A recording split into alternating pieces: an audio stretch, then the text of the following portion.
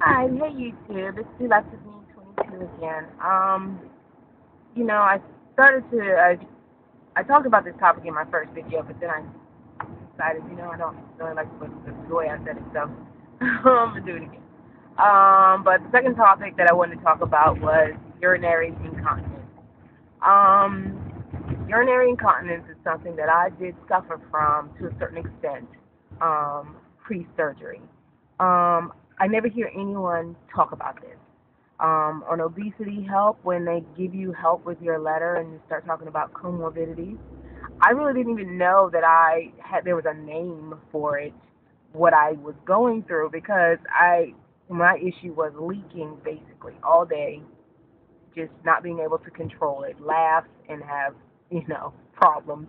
So I used to wear like pads and, panty liners and stuff like that to try to keep it under control. But, it's really an embarrassing issue. It, made me feel not clean, so this is an issue that a lot of obese people deal with. And like I said, never heard anybody talk about it. And the reason I want to talk about it is because, praise the Lord, it's gone. After like a week, I did not suffer from this anymore. It was really embarrassing. I never told my boyfriend about it. I never talked to anyone about it. Because, I mean, how do you talk about that? So, my boyfriend would come, and say, hey, let's get frisky or something, and I would say, absolutely not. My common phrase to him was, I'm not right. That's what I would say to him. He'd be like, come on. And I'd be like, no, I'm not right. And, he didn't understand exactly what that meant, but to me, what that meant was, I haven't taken a shower since this morning. I'm having issues. No, I'm not clean. Not happening.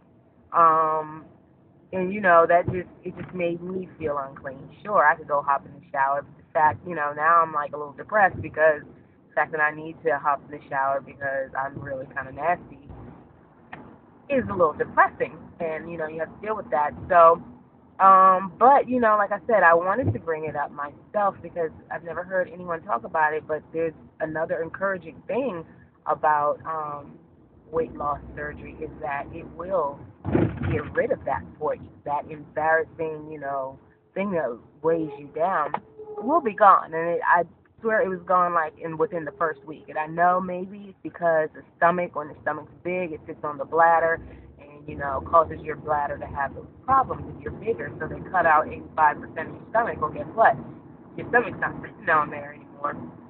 So, excuse me, I want to say it was almost an instant thing, but, it took me a little while to figure out, like, hey, I I don't have this problem anymore, So